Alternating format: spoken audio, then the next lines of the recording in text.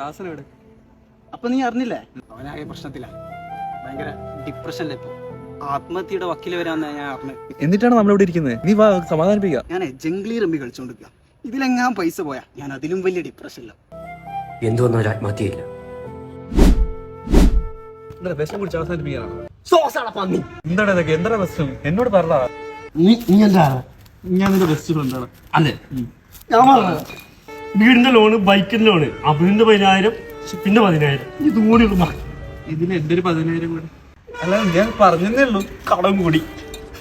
അതാണോ നിന്റെ പ്രശ്നം? അല്ല, ഫാത്തിമ പോയി, മറിയ പോയി. എടാ, അതിപ്പോ രാജേശ്വരി ഭുവനേശ്വരി നിന്നെ തയ്ച്ചില്ലേ? ഞാൻ പറഞ്ഞതേ ഉള്ളൂ.